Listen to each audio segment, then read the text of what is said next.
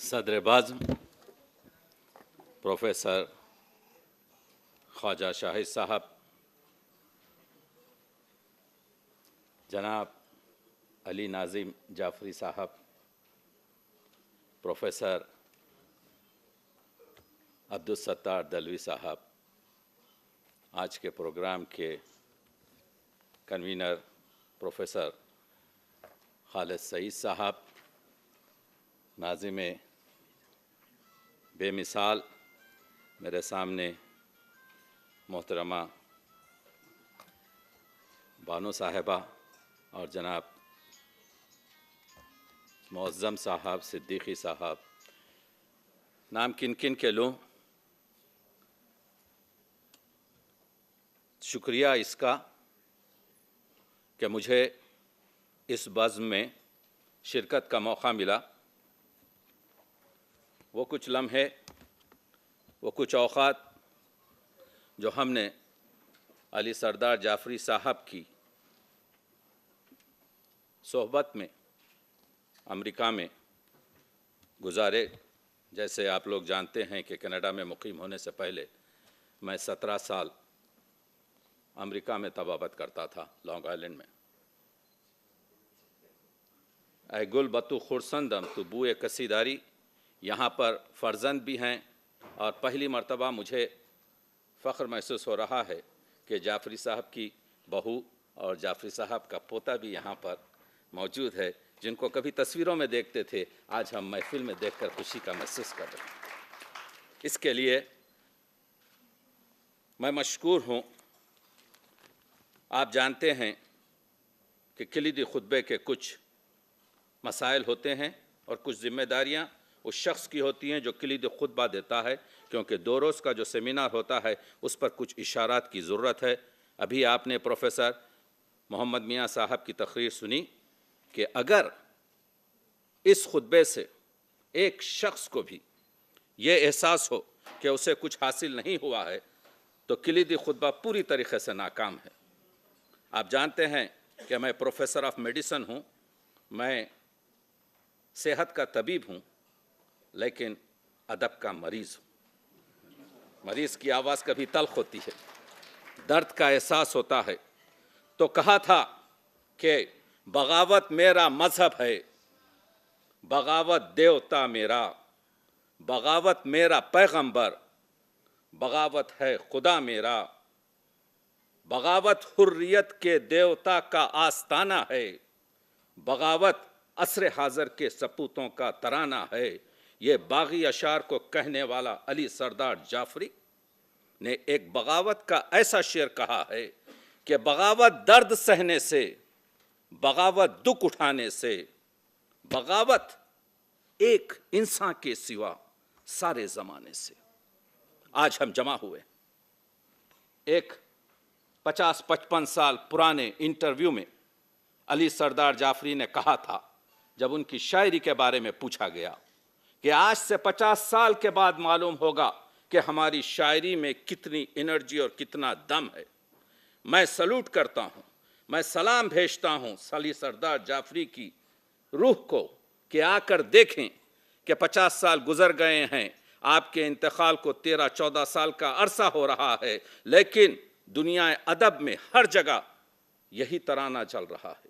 اس وجہ سے میں نے جو شعر بغاوت کے پیش کیے وہ علی سردار جعفری کے پہلے مجموعے شعری پرواز کے تھے، آخری شعر کو چھوڑ کر۔ آپ دیکھتے ہیں کہ 86 سال عمر پائی، 70 سال ریاضت شعر و سخن اور خدمت انسانی کی۔ اگر ان کے پہلے شعر کو ان کے مرثیے کے شعر سے آتا ہے کون شم امامت لیے ہوئے لے کر آپ جوڑیں نومبر میرے گہوارے تک، تو آپ کو معلوم ہوگا سردار جعفری نے بہت کچھ لکھا، سردار جعفری پر بہت کچھ لکھا گیا۔ جو وقت مجھے دیا گیا ہے، اس وقت میں کوشش یہ کروں گا کہ گفتگو اس طرح سے ہو کہ ذہنوں میں یہ چیز آ جائے کہ سردار جعفری پر بہت کام کی ضرورت ہے۔ جو چیز ہر جگہ سردار کے نثر اور نظم میں نمایاں ہے وہ ہے انسان اس کے مسائل اور اس کے اقدار پر بحث۔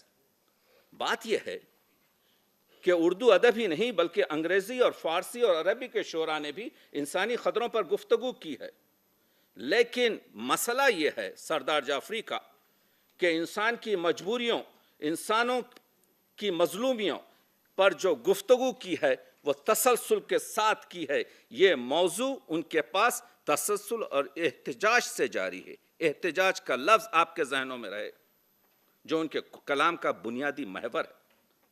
انسان کے استحال پر مولانا روم نے کہا تھا، آنچ شیراں را کند روبا مزاج احتیاجس احتیاجس احتیاج۔ 750 سال پہلے روم کہہ رہے ہیں کہ جو چیز شیروں کو لومڑی بنا دیتی ہے وہ کیا ہے؟ ضرورت ہے، ضرورت ہے، ضرورت ہے۔ اسی کو چل کر بعد میں 700 سال بعد علامہ اقبال لاہوری نے کہا تھا، آدمیت احترام آدمی، باخبر شو از مقام آدمی۔ زندگی کا فلک بوس ایواں اسی طرح بنتا رہا ہے، بنتا رہے گا۔ تو آپ نے دیکھا شخصیت ہے، ایک فطری شاعر ہے، ایک عمدہ افسانہ نگار ہے، ایک عمدہ صحافی ہے۔ منزل کے نام سے 1938 میں شائع ہوتا ہے۔ اس کے 5 سال بعد پہلا مجموعہ نظمی شعری پرواز کے نام سے آتا ہے۔ افسانہ نگار ہیں، ڈرامہ نگار ہیں، 2 ڈرامے لکھے۔ یہ خون کس کا ہے؟ پیکار 1943 اور 1945 میں۔ عمدہ نثار ہے۔ آج تک ادبا اس چیز کو محسوس نہیں کر سکے کہ سردار ایک عمدہ شاعر ہیں یا ایک عمدہ نثار۔ مسئلہ یہ ہے کہ اس میں جو گفتگو ہے، اس میں مشاہدات اور تجربے کے جو مسائلوں کو بیان کیا گیا ہے وہ اپنی آپ مثال ہیں۔ میں اس پر گفتگو کروں گا۔ اس کے بعد امن کا ستارہ آتا ہے، خون کی لکیر، امن کا ستارہ۔ ایشیا جاگ اٹھا، پتھر کی دیوار، ایک خواب اور، پیراہن شرر، لہو پکارتا ہے۔ یہ تو مجموعے ہوئے، یہی نہیں نثار ہیں۔ میں نے گفتگو کر دی افسانے اور ڈراموں کے بارے میں، لیکن اگر آپ دیکھیں تو ان کے نثری شہکار میں 1952 اور 53 کی جو ترقی پسند ادب کی جو کتاب ہے، اس سے 18 سال پہلے مجنو گورکھپوری کی کتاب آ چکی تھی تحریک پر۔ اس سے 16-14 سال پہلے عزیز احمد کی کتاب آ چکی تھی ترقی پسند ادیب پر، اور سب سے بہترین کتاب تو اختر حسین رائے پوری کی آ چکی تھی۔ لیکن یہ تینوں کتابیں ایک طرف، 1953 کی کتاب ترقی پسند ادیب ایک منشور ہے، نظریات کا ایک عجیب قسم کا کلیکشن ہے جو آج 60 سال ہونے کے بعد، 70 سال ہونے کے بعد بھی تر و تازہ ہے۔ وہی نہیں، اس کے بعد اپنی شاعرانہ کرشمہ سازی دکھانے کے لیے لکھنؤ کی 5 رات۔ آپ نے اگر ترقی پسند ادب کا مطالعہ کیا ہے تو آپ کی نظر میں وہ 12-13 صفحات کھٹکتے ہوں گے جہاں پر سردار نے بہت ہی عجیب طریقے سے اقبال پر گفتگو کی ہے۔ وہ وجہ یہ تھی کہ اس وقت پوری طریقے سے اقبال کا مطالعہ ان کو میسر نہیں ہوا تھا۔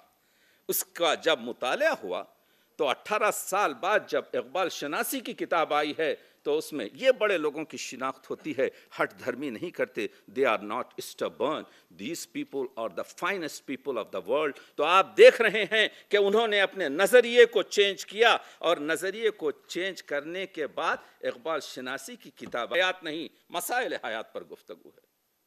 سردار کے پاس، سردار نے غزلیں بھی کہی، لیکن سردار کے پاس نظم کو غزل پر فوقیت ہے۔ آپ دیکھ رہے ہیں، اگر اس سلسلے کو آپ دیکھیں جس میں اقبال بھی ہیں، جس میں جوش بھی ہیں، جس میں چکبس بھی ہیں، جس میں سیماب بھی ہیں، جس میں ترقی پسند شعراء کے بہت سے نامور شعراء ہیں، یہ پورے نظم کے شعراء ہیں۔ سردار بھی نظم کا شاعر، اپنے جذبات کو، اپنے احساسات کو، اپنے مسائل کو، دکھ درد کو جس طریقے سے سردار نظم میں پیش کرتے ہیں، دوسرا شاعر نہیں رہ سکتا۔ انقلاب آئے گا، دیکھنے کی بات ہے۔ یہاں پر کیونکہ اسکالرز بیٹھے ہوئے ہیں، یہاں پر کیونکہ خانوادہ محترم سردار جعفری تشریف رکھتا ہے۔ میں نے درجنوں جگہوں پر گفتگو کی ہے سردار جعفری پر، لیکن میرے لیے آج بالیدہ ہوں وہ اوج مجھے آج ملا کہ میں آج سردار کے فرزند اور بہو کے سامنے بات کر رہا ہوں، پوتے کے سامنے بات کر رہا ہوں۔ میں یہ بتانا چاہ رہا ہوں کہ کئی ترقی پسند شاعروں کی طرح سردار جعفری نے بھی پرانی شراب جو تند اور پرانے ساغروں میں نئی شراب بھری، پرانے استعاروں میں وہی استعارے گل و بلبل و صیاد، وہی استعارے وطن حکمراں اور مجاہد، اس میں نئی تند اور تلخ شراب بھری۔ یہی نہیں بلکہ نئے استعارے، اس پر بات آئے گی، لیکن جہاں تک انقلاب کا تعلق ہے، انقلاب آئے گا، رفتار سے مایوس نہ ہو، بہت آہستہ نہیں ہے تو بہت تیز نہیں، کوئی بولتا نہیں ہے، میں پکارتا رہا ہوں، کبھی بت کدے میں بت کو، کبھی کعبے میں خدا کو۔ سردار امید اور روشنی کے شاعر ہیں۔ جتنے سورج خلاؤں میں مستور ہیں، لے کے آئیں پیام طول سحر، کہہ دو برق تجلی سے ہو جلوہ گر، آج موسیٰ نہیں ہم سر طور ہیں، ہم سر طور ہیں۔ ایک ایک مصرع سردار کا ذہن انسانی کی اوج ہے۔ وہ صدی ان کی تھی، یہ صدی ہماری ہے۔ آپ نے دیکھا فیض کا شعر تو مشہور ہو گیا، لیکن سردار کے یہ اشعار ہم نے حسن یوسف کو بازار مصر میں پیش نہیں کیا، بلا سے ہم نے نہ دیکھا تو اور دیکھیں گے۔ فروغ گلشن و سوتے ہزار کا موسم، یہ فیض کا شعر تو زبان زدے عام ہو گیا۔ تو میں احتجاج ایسے ادیب کے ایک شخص جو عشقیہ شاعری کا دلدادہ ہے، یہ کہتا ہوں کہ کیوں سردار کے اشعار کو ہم نے زبان زدے عام نہیں کیا۔ بات یہ ہے جس کا میں ذکر کر رہا تھا، مثال سے اظہار کر رہا ہوں۔ کسان پر نظمیں اقبال کے پاس ہیں، نجم کے پاس ہیں، جوش کے پاس ہیں، فیض کے پاس ہیں، سردار کے پاس ہیں۔ بہت سے شعراء نے کسان پر ترحم اور رحم کھا کر بات کی، لیکن فیض نے لہجہ بدلا۔ آج کے نام اور آج کے غم کے نام، بادشاہ جہاں والی ماں سوا، نائب اللہ فی الارض دہقاں کے نام۔ کسان وہ ہے جو نائب اللہ فی الارض ہے، کسان وہ ہے جو والی جہان ہے، جو بادشاہ جہان ہے۔ تو پوزیشن فیض نے پہلے کسان کی بتا دی کہ کیا عظمت ہے، اس کے بعد کہا کہ جو اس پر ظلم ہوئے، اس کے ڈھوروں کو ظالم ہکا لے گئے، اس کی بیٹی کو ڈاکو اٹھا لے گئے، ہاتھ بھر کھیت سے ایک انگشت پٹوار نے کاٹ لی، دوسری مالیے کے بہانے سے سرکار نے کاٹ لی، جس کی پگ زور والوں کے پاؤں تلے دھجیاں ہو گئی ہیں۔ تو یہ ایک نیا کانسیپٹ تھا جو فیض نے پیش کیا۔ یہ تو زبان زدے عام ہو گیا، جس کو مجھ جیسے ایک باہر کے رہنے والے نے حفظ کر لیا، لیکن سردار نے کہا یہ مجاہد، یہ بہادر، یہ جیالے، یہ کسان، برق و باراں کے حریف، جن کے چہرے پہ ہے دھرتی کا سکون اور وقار، اور ہتیلی میں لکیروں کے سوا کچھ بھی نہیں، کیاریاں بوتے ہیں اشکوں کی، لہو کاٹتے ہیں آج ہر دشت میں، ہر کھیت میں، ہر میدان میں۔ دیکھا آپ نے، جس کھیت سے میں دیکھاں کو میسر نہیں روزی، اس کھیت کے ہر خوشے گندم کو جلا دو، اقبال نے کہا تھا۔ سردار نے اس کو دوسرے طریقے سے بیان۔ پریم چند نے ایک ایسا لافانی جملہ کہہ دیا، ترقی پسند تحریک کے پہلے اجلاس میں ہمیں حسن کا معیار بدلنا ہوگا۔ پھول تو خوبصورت ہے، لیکن پھول کی تعریف کے ساتھ پریم چند کہتے ہیں کہ ان کھردرے کسان کے ہاتھ کی ہتھیلیوں کی بھی تعریف کی جائے جنہوں نے اس پھول کو اس درجے تک پہنچایا ہے۔ غازے سے خوبصورت چہرہ تو خوبصورت ہے، اس میں حسن ہے، لیکن جن ہونٹوں پر پپڑیاں جمی ہیں، جو مکھلائے ہوئے چہرے ہیں، ان میں بھی حسن ہے، اس کی طرف ہمیں حسن کا معیار بدلنا ہوگا۔ پریم چند نے کہا، سردار جعفری نے اسی روایت کو آگے بڑھا کر کہا، مجھے انسانی ہاتھ بڑے خوبصورت معلوم ہوتے ہیں، ان کی جنبش میں ترنم ہے اور خاموشی میں شاعری، ان کی انگلیوں سے تخلیق کی گنگا بہتی ہے۔ یہ وہ فرشتے ہیں جو دل و دماغ کے عرش بری سے وہی وہ الہام لے کر کاغذ کی حقیر سطح پر نازل ہوتے ہیں اور اس پر اپنے لافانی نقوش چھوڑتے ہیں۔ ہاتھ کا یہ تصور پیغمبر مسیح اقدس میں ابھرا ہوا ملتا ہے۔ ان ہاتھوں کی تعظیم کرو، ان ہاتھوں کی تکریم کرو، دنیا کے چلانے والے ہیں، ان ہاتھوں کو تسلیم کرو۔ اعجاز ہے یہ ان ہاتھوں کا، ریشم کو چھوئیں تو آنچل ہے، پتھر کو چھوئیں تو بت کر دیں، کالک کو چھوئیں تو کاجل ہے، مٹی کو چھوئیں تو سونا ہے، چاندی کو چھوئیں تو پائل ہے۔ ان ہاتھوں کی تعظیم کرو۔ آپ نے دیکھا انسانی ہاتھ میں ایسی نظم، میں فارسی کا طالب علم ہوں، آپ لوگ جانتے ہیں میں 3 ہی سبجیکٹ جانتا ہوں، انگریزی، فارسی اور اردو۔ میں نے فارسی میں ایسا مضمون نہیں دیکھا۔ I have not seen in English literature۔ اگر ہے تو کوئی بتائیں مجھے۔ یہ ہے انفرادیت، یہ ہے شاعری، یہ ہے فطری شاعری۔ تو آپ دیکھ رہے ہیں کہ ترقی پسند تحریک کا عوام اور عوامی مسائل سے گہرا رشتے کو سردار نے پیش کیا ہے۔ یہاں درباروں سے شعری موضوعات کو نکال کر جھونپڑیوں، محروموں، ستم کشوں، ظلم زدہ افراد کے لیے بات کی گئی ہے۔ یہاں پر نعرہ بازی سے کام نہیں لیا گیا ہے، لیکن ان حدوں کے درمیان ترقی پسند شاعری سجی ہوئی ہے۔ جوش ہوں کے، سردار ہوں کے، فیض ہوں کے، مخدوم ہوں کے، ساحر ہوں کے، جانثار اختر ہوں کے، مجاز ہوں کے، جذبی ہوں کے، کیفی ہوں کے، قاسمی ہوں، سبھی اس بستی کے باشندے ہیں۔ ان سب شاعروں کی شاعری کا اہم وصف ان کا مقصدی ہونا ہے۔ شعر برائے شعر بھی ہے، ادب برائے ادب بھی ہے، ادب برائے ہدف ہے، ادب برائے مقصد ہے۔ تو آپ دیکھ رہے ہیں کہ سردار کی شاعری میں جو مزدوروں کے احساسات، کاشتکاروں کے جذبات، مظلوموں، ستم کشوں کے حقوق کی ترجمانی ہوتی ہے، وہ ان کے شعور کی تہذیب کا نشان ہے۔ جو مظالم اور مواقعات انہوں نے دیکھے، یہ مشاہدات ان کے دل کے الاؤ میں پک کر صفحہ کرتاس پر ظاہر ہوئے اور انقلابی لہجے کی صورت اختیار کر لی۔ غالب کے ڈکشن، اقبال کے ڈکشن کی توسیع کا نام سردار کی شاعری ہے۔ یہ شاعری، سردار کہتے ہیں، یہ شاعری عصر نو کی پیمبری، زمانے کی داوری ہے۔ لبوں پر میرے صحیفہ انقلاب کی سرخ آیتیں ہیں۔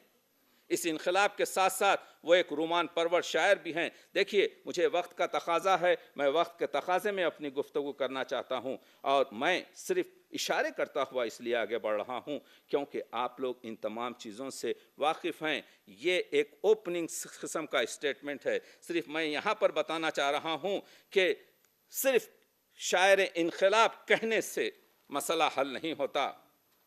سردار جعفری کی شاعری ملک کے اس پرآشوب دور کی شاعری ہے جہاں ظلم و جبر و استبداد اپنے عروج پر تھا اور انسانی خطریں، انسانی حقوق پائمال ہو چکے تھے۔ اس لیے ان کی شاعری میں وہ وقتی للکار بھی ہے، ان کا اظہار ایک جارحانہ لفظوں کی یلغار معلوم ہوتا ہے۔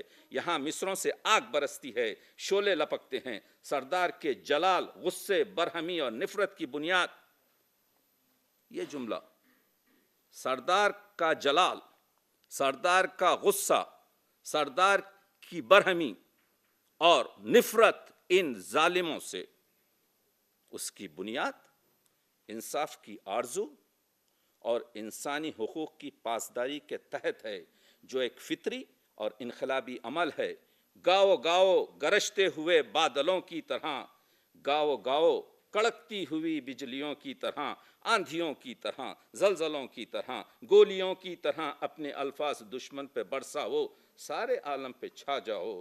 کاٹنا پڑتا ہے تلوار کو تلواروں سے، اپنی طاقت کو ذرا اور بڑھانا ہوگا۔ ہے زمانے میں تشدد ہی تشدد کا جواب، جبر سے ظلم کی ہستی کو مٹانا ہوگا۔ یہ الفاظ سردار کیوں کہہ رہے ہیں؟ یہ الفاظ سردار اس وجہ سے کہہ رہے ہیں کہ جبر کو جبر ہی سے کاٹا جا سکتا ہے، جبر کو شائستہ جملوں سے نہیں کاٹ سکتے، اور اس کا انکشاف انہوں نے اپنی ایک تحریر میں کیا ہے۔ مجھے یہ بات تسلیم کرنے میں ذرا بھی جھجک نہیں کہ ہر شاعر کی شاعری وقتی ہوتی ہے، ہر شاعر کی شاعری وقتی ہوتی ہے۔ اگلے زمانے کے لوگوں نے اپنے زمانے کے لیے شاعری کیا، مستقبل کے لوگ اپنے زمانے کے لیے شاعری کریں گے۔ میں اپنے دور کی شاعری کر رہا ہوں، کیونکہ اگر میں کسی اور دور کی راگ چھیڑوں گا تو وہ آلاپ بے سر ہو جائے گا۔ دیکھا آپ نے وقتی شاعری، احتجاجی شاعری، فطری شاعری، اور یہ جو سفر ہے، اور یہ سردار کا جو سفر ہے، پرواز سے لے کر پیراہن شرر تک، آنند نارائن ملا لکھتے ہیں، بڑا خوبصورت چیز ہے، سنیے. یہ کوئی 28 سال کا سفر ہے.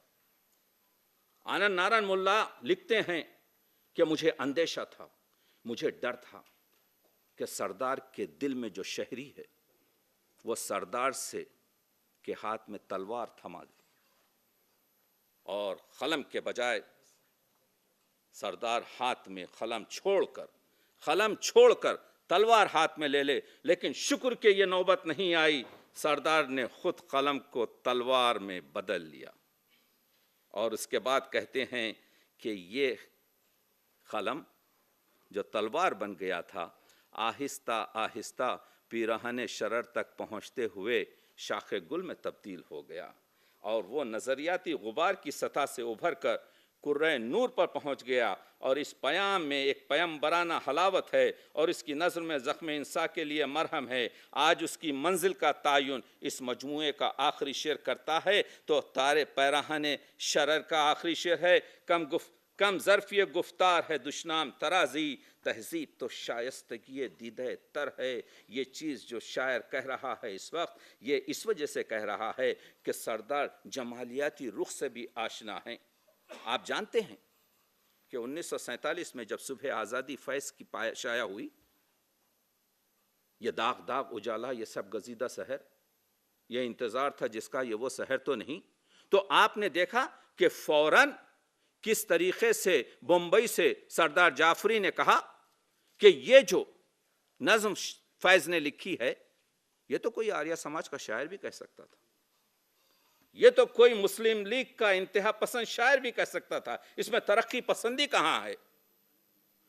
معزز سامعین، فیض خاموش ہیں. یہ درمیانی حاشیہ ہمیشہ اس طرح کی آگے لگاتا ہے. سردار جو کہہ رہے ہیں وہ بھی سچ ہے، فیض نے جو کہا، سردار جو کہہ رہے ہیں وہ بھی تقریباً سچ ہے، فیض جو کہہ رہے ہیں وہ بھی تقریباً سچ ہے. مثال سے واضح کر رہا ہوں، جب بر صغیر کو تقسیمی کا جشن منانا پڑا تو اس کی ہولی خون سے کھیلی گئی. تو آپ نے دیکھا، اس کو اس طرح سے تصور کیجئے کہ ایک آدھا گلاس پانی سے بھرا ہے، فیض نے کہا گلاس خالی ہے، سردار نے کہا گلاس بھرا ہوا ہے.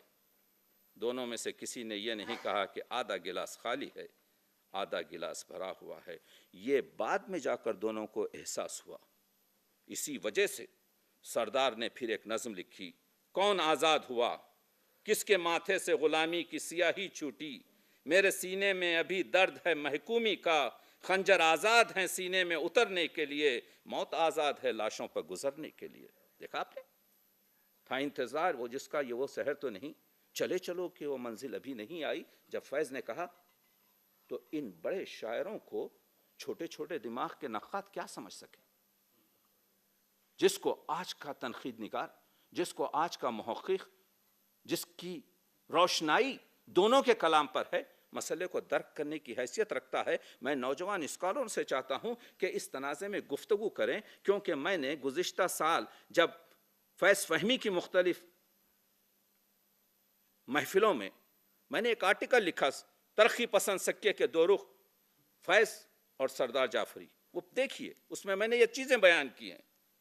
لیکن مسئلہ یہ ہوا کہ لوگوں نے فیض کے سردار کے ساتھ انصاف نہیں کیا. بلند پایا لوگوں نے اپنی ادبی چشمک سے، اپنی ذاتی تعصب سے ان کی شاعری پر ایسی ایسی گل افشانیاں کی، ایسے ایسے اتہامات کیے. کیونکہ کلیدی خطبے کا مسئلہ یہ ہوتا ہے کہ قصیدہ خوانی نہ کی جائے بلکہ سکے کے دونوں رخ بتائے جائیں. تو مجھے مجبور ہوتا ہوں میں کہ یہ چیزیں بھی پیش کی جائیں کہ کنہوں نے کیا کہا، تاکہ آپ کو اندازہ ہو کہ مسئلہ کیا ہوا.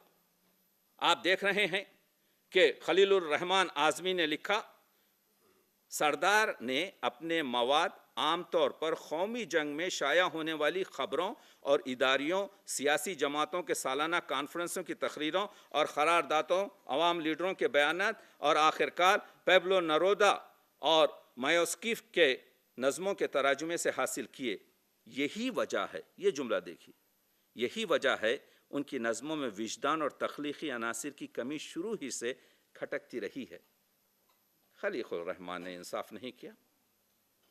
اگر کوئی پرواز سے لے کر نومبر میرا گہوارہ پڑھ لے، اگر کوئی صرف لہو پکارتا پڑھ لے، جس میں سردار وہ اردو ادب کا، آپ کو معلوم ہے کہ میں اردو ادب کے شاعروں کے دشت کا سیاح ہوں، جس طریقے سے خون کے استعارے کو ایک شاعر نے لہو پکارتا ہے میں پیش کیا ہے، جس طریقے سے سردار نے ایشیا جاگ اٹھا، میں تو ایک ایک لفظ میں ایک ایک کتاب کی بات کر رہا ہوں، اس پہ تو آپ بعد میں لیکچر سنتے رہیں گے لوگوں کو، میرے پاس وقت نہیں ہے۔ جس طرح سے ایشیا جاگ اٹھا میں سردار نے 4 طریقے سے گفتگو کی ہے، ایشیا کی جو ادبی تحریک ہے، ایشیا کی جو آزادی تحریک ہے، ایشیا کی جو تمدنی تہذیب ہے، ایشیا کی جو تہذیبی ترقی ہے، کسی اردو کے شاعر نے نہیں کی۔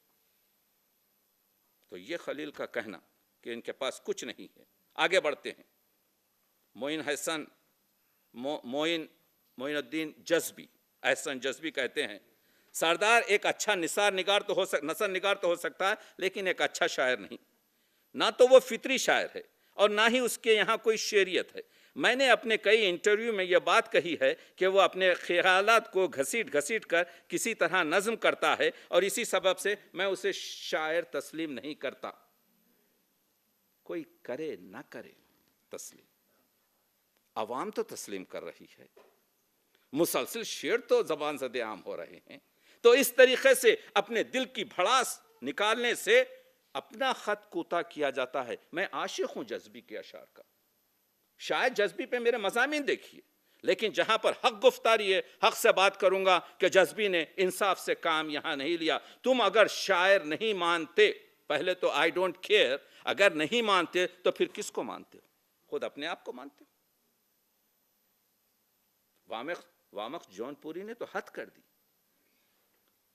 جب فیض کا انتقال ہو گیا اور کیفی نے کہا کہ آج اردو ادب کا سب سے بڑا شاعر سردار ہے، تو انہوں نے کہا کہ یہ تو ایک گیم ہے۔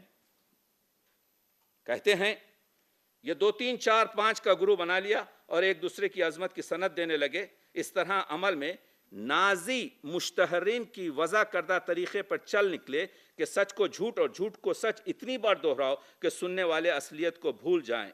چنانچہ اب سے تقریباً 2-2.5 سال پہلے کیفی اعظمی نے یہ بیان دینا شروع کر دیا کہ سردار جعفری اس دور کے سب سے بڑے شاعر ہیں۔ ہندوستان، پاکستان، سوویت یونین وغیرہ کے اخبارات اس خبر کو لے اڑے۔ ہندوستان میں سردار سے کہیں اچھے بڑے شاعر موجود ہیں؟